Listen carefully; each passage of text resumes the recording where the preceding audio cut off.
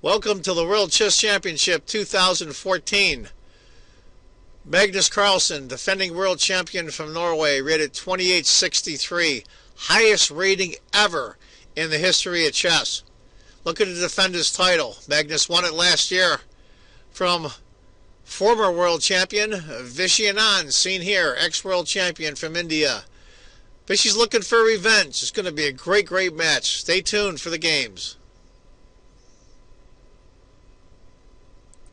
Hi folks, John Cordisco here. Round 8 of the World Chess Championship 2014 between Anand from India's white, former world champion, and Magnus Carlsen from Norway, current world champion, is black. Very interesting game. A lot was made about this game, way above our pay grade, so to speak, or our chess level. It was a novelty that was done on move 9. They made a big deal about, but that's for the world-class players. But it just gives you an idea what preparation was involved in this. I also want to mention at the end of this video is going to be the press conference. The players weren't real chatty, but you know, hey, it's a requirement of their contract. So anyway, let's get to it. Anand is white, Carlsen is black. It's going to be a Queen's Gambit declined. Knight c3, bishop e7, pretty much standard stuff. Get the bishop out. Get this dark squared bishop out. Before you move this pawn, get him outside the pawn chain. Castles, e3, c5, pretty much standard stuff. Computer likes knight to c3 and knight to h5. I kind of like knight to h5 myself. Finally get rid of the dark squared bishop. c5, d takes, bishop takes, a3, knight c6, just developing. You can see why black doesn't want to take here. What happens is the bishop, you get a free move. That bishop gets developed and it saves white a tempo. Queen to c2, just to get out of the way. Rook e8, that was the new move that they all raved about. And everybody liked queen to a5, which is one of the computer choices. Close second is queen to e7. Rook to e8. That was the thing that Anand had to sit for quite a while. And what they come up with, the computer likes castles long. Now it likes bishop g5. And that was the move that Vishy made. So this is all new ground for them now. It's a big deal to them. It's not so much to us, but to them it is. He had to find this move over the board. And it was the computer move. Show you how good these guys are. I mean, one's a former world champion, one's a world champion. Bishop e7. He brings the bishop back, which is very interesting, and that's also the computer's move. d4 was the other move. That pretty much stymies what white had in mind here. And then the queen goes to a5. Bishop d3. Now the threat is bishop takes, and then bishop checks. h6 to stop that. Bishop h4. D takes. Bishop takes. a6. Kind of controls the square here. Castle short. b5.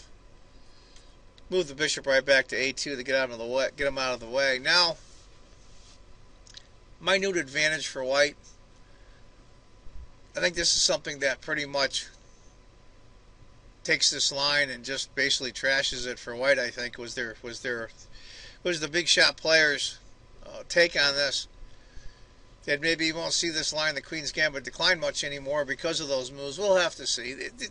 You know, it's funny. The top players in the world, it's like fashion. Some openings are in fashion and some aren't. Right now, the Berlin is really huge in fashion, and one year it's the Grunfeld, and one year it's Petrov, and one year it's really funny. It's like clothing fashion. It just depends what the trend is. Develop the bishop. Interesting, though, was this move here. Bishop to b1.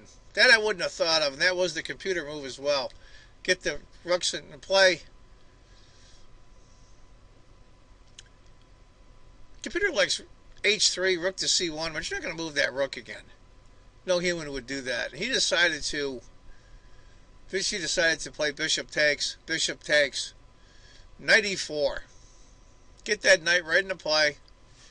Of course, the threat is knight here, hitting the bishop and the rook. Bishop comes back to stop that. Knight c5, hitting the bishop. Bishop takes, queen takes. Now that took away the bishop pair from black. Minute advantage, so tiny it's not even worth measuring. I think it's 0.01 it says on here now. It's even. And here we are on move 21, and it's even. So Carlsen did okay, and his team, to develop this line just to get even, which is, he's a game up now. This is game 8, and there's only 4 games left, 9, 10, 11, and 12 scheduled. So if you can stymie White's game and get a draw, you're in. b4 for Carlsen. Rook c1.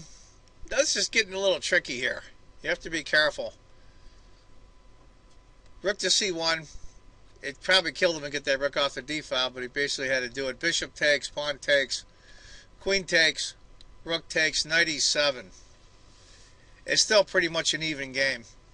They both have the same light squared bishops. They both have knights, double rooks. The pawns are symmetrical. This is as dead as it gets. Rook f to c1. Rook. Bishop d3. The other rook comes over. Rook takes. Rook takes. Rook takes. Knight takes. I don't know about that. The computer likes knight takes. Just a hair over bishop takes. They're so close. They're the same. I probably would have taken with the bishop to the knight in the center of the board. Knight takes. Or maybe with a knight takes, when the knight comes back out, he's on a dark square, and he's got a light squared bishop. That might be the way the computer liked it. Knight to d2. I'm going to start moving around the pieces here a little bit. Get them where they want them to go. Knight d7. Knight a5, hitting the bishop. Bishop just goes to c8. I mean, there's nothing that's going to be able to go after it. It has to protect the a6 pawn. King f1. Now you start moving the kings in. Pretty much same thing. Finally does move the knight. Black had gone king to c5. Knight checks. King d6. Bishop e2. It comes out basically the same.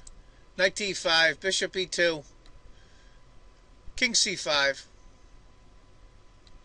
f4. Knight moves. You can pretty much see where this is going.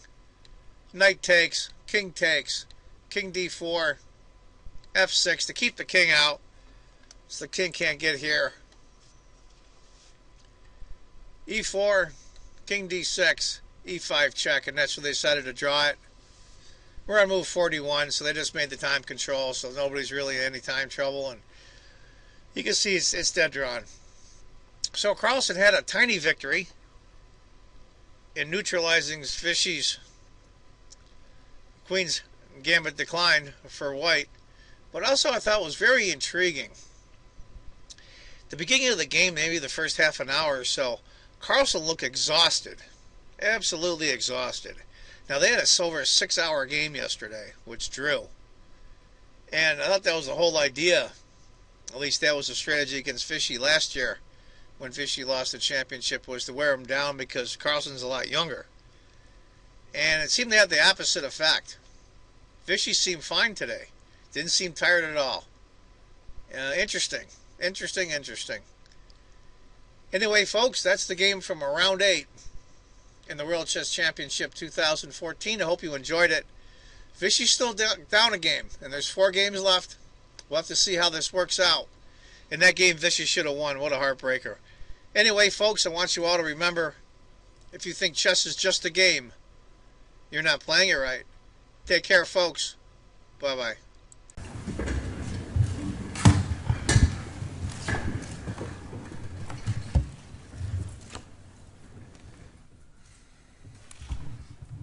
He's take your seats. We'll start press conference. So we're ready to start, and the 8th game of the World Championship match finished in a draw. So can you please tell what happened in this game today? Okay, so we went back to the QGD, and well, this is not the most common move in this position. Bishop G5, Bishop E7, and yeah. Can you say you were surprised here by this Bishop E7 or something like this? Well, it wasn't my top move I was expecting. Queen A5, he went here. Take A6, and now the question is, should I go to A2 or D3 and so on? Perhaps even Bishop A2 here is worth trying. I castled, and the problem is now he has this move, Rook A8. It's a very accurate move because Queen H7 check doesn't actually land. For instance, if I go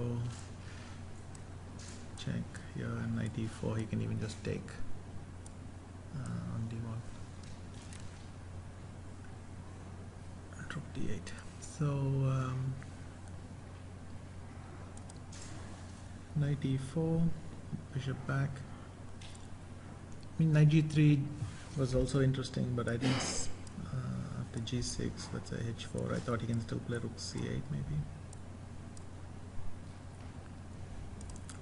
So Knight C5 takes, but unfortunately he has this move. And after this, yeah, probably it's only symbolic. There's nothing really I can do.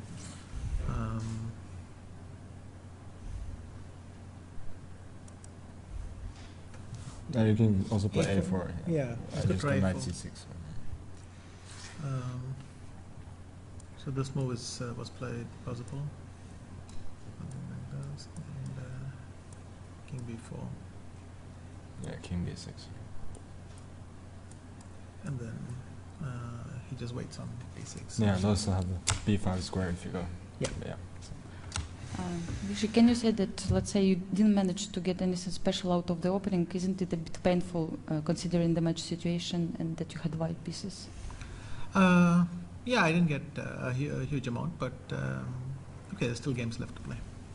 Yeah, Magnus, what can you say about this game? Are you happy with the opening today? Yeah, sure.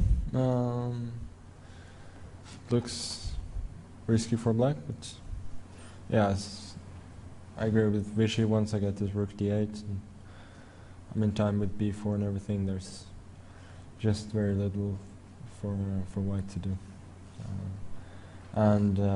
Yeah, towards the end I just need to be a little bit careful to navigate into a drawn knight ending. I mean bishop ending. I just wanted to say about one tweet. Anish Giri tweeted, looks like Peter Hanya Nielsen has finally succeeded in convincing our champion to prepare a little bit of openings in the morning. So what can you say about it? Was it preparation from your team today? Yeah, sure. Do we have questions to players? Please. Magnus, it seemed like you fall asleep at the start of the game. So were you tired after yesterday's game, or? Yeah, I was not in the best of shape at the start, but felt that I managed to be fresher as the game progressed. Yeah, to Magnus, Grandmaster Nigel Short called your opening a condom variation. You use it once and then you throw it away. Could you use this opening some more times? We'll see.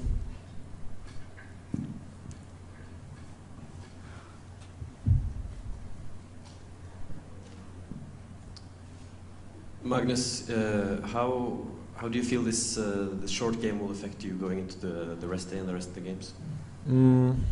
Yeah, it was a good result for me, for sure, and obviously now as the match progresses, the free days become more and more valuable. You said you were not in the best of shape at the beginning there. Could you elaborate? Magnus, does it worry you that you were not in the best of shape? I mean, as I said, felt better as the game progressed, and it was a good result for me, and now I have a free day, so I'm not too worried. So you don't think it's going to be a problem in the games to come? I hope not.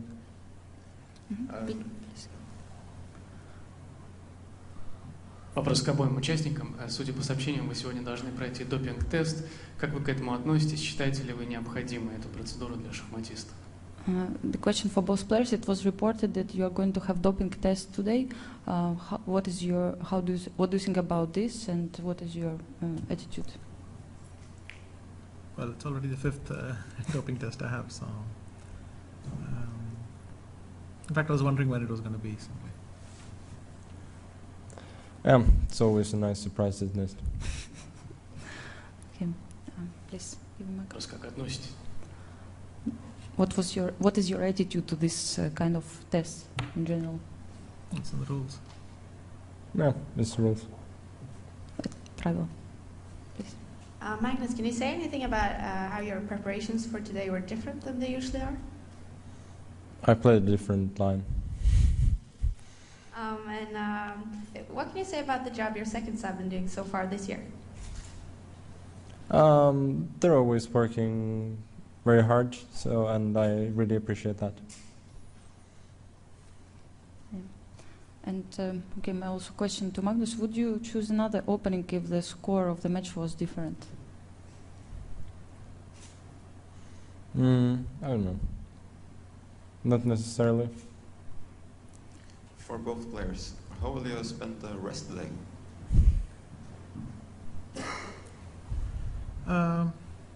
Well, like Magnus said, as the match goes on, you enjoy the rest days. So I'll try and get some rest, and but there'll be some preparation as well. Yeah, I agree. As the match goes on, the rest days become more and more about exactly that, rest. Any other question? Vichy? Yes. What were you discussing about after the game? If you can just tell us the conclusion. Actually, we didn't discuss a lot. Jana came in and told us about the doping control, and we were getting details about that. Okay.